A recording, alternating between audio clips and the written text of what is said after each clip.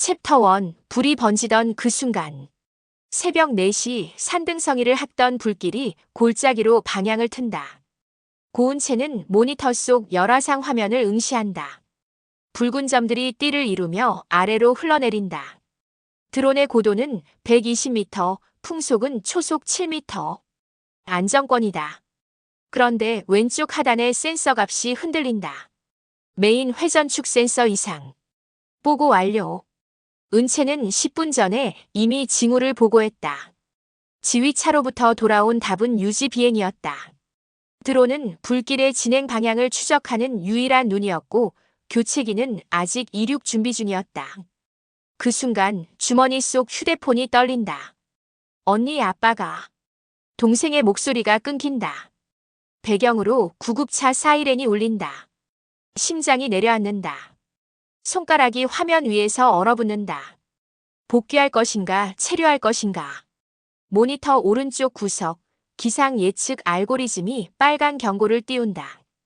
풍향 전환 예상 북서풍 6에서 9m/s, 3분 내 도달. 3분.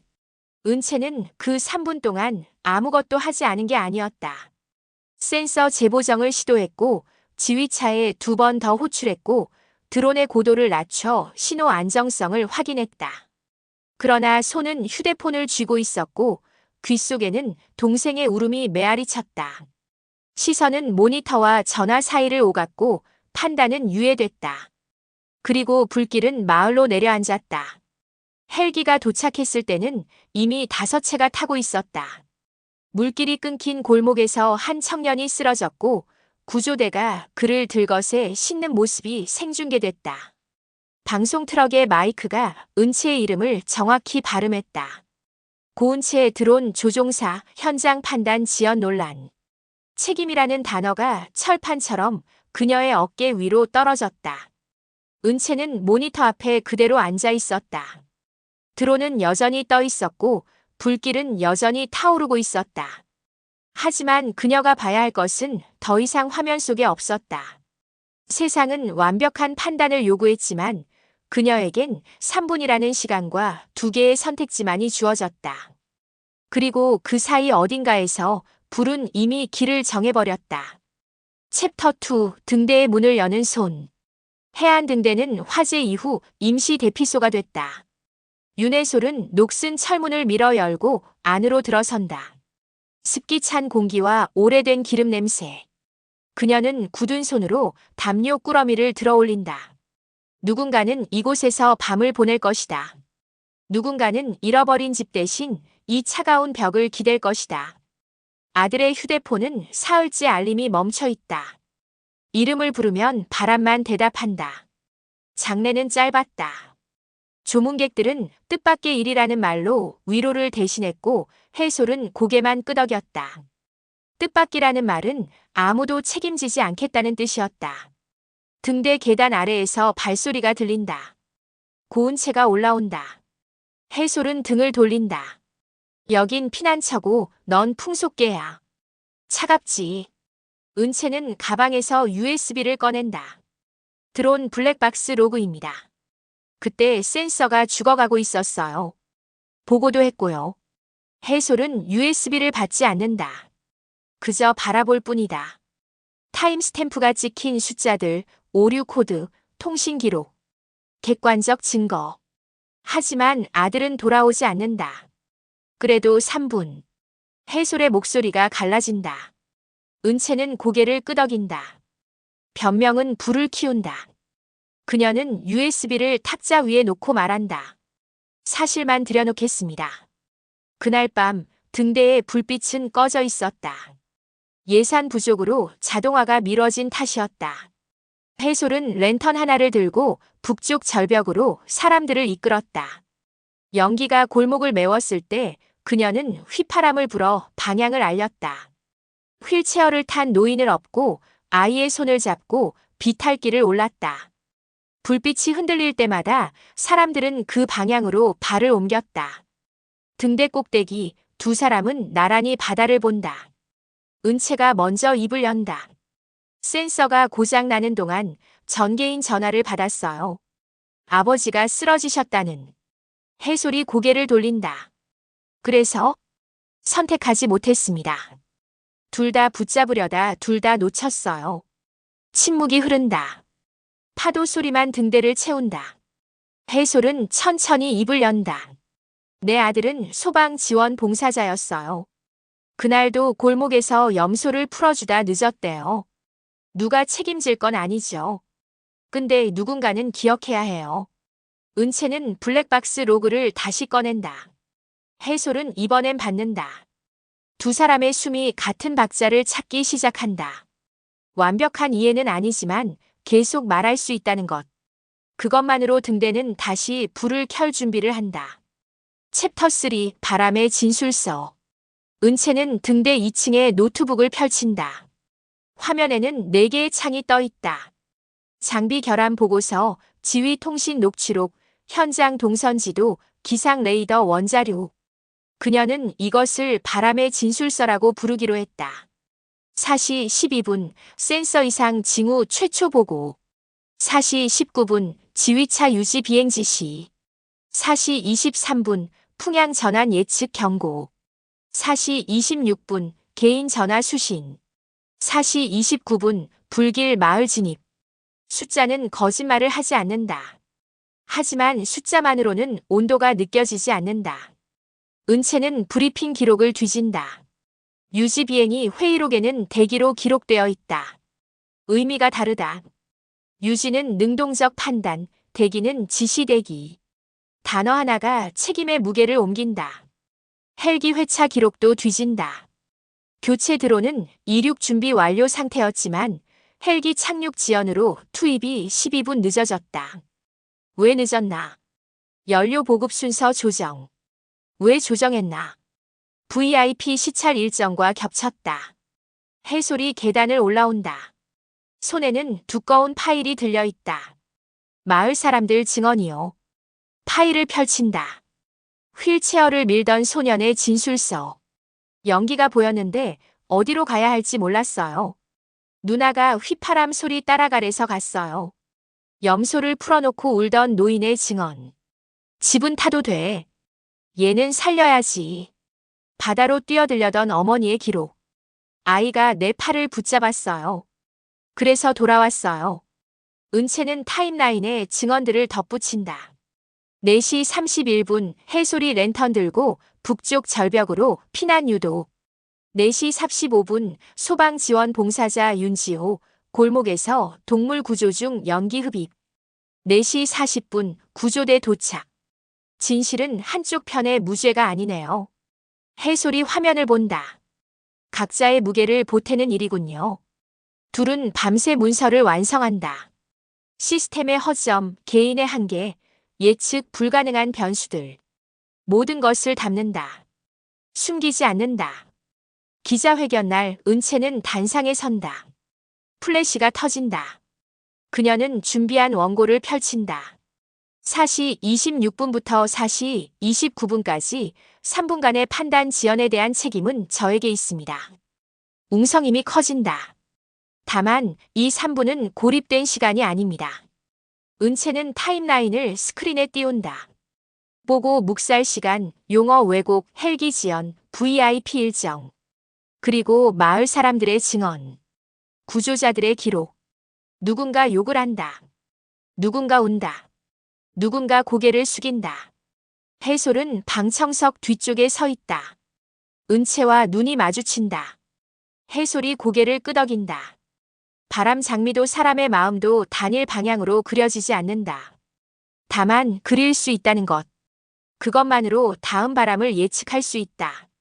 챕터 4 남아서 불빛을 돌리는 법.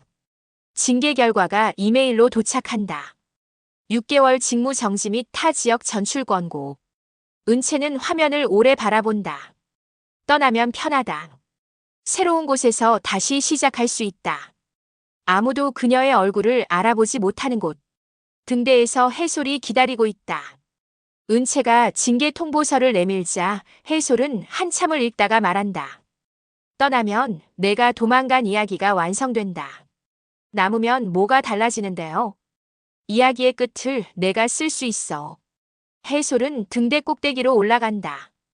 기계식 회전장치 앞에 멈춰 선다. 수십 년 된 톱니바퀴, 녹슨 체인, 굳은 윤활유. 그녀는 공구함을 연다. 도와줄래?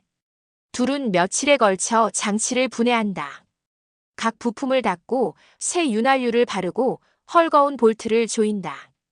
유리창의 그을음을 걸레로 지운다. 바다를 향한 창이 조금씩 투명해진다. 은채는 노트북을 펼쳐 들어온 팀의 체크리스트를 다시 쓴다.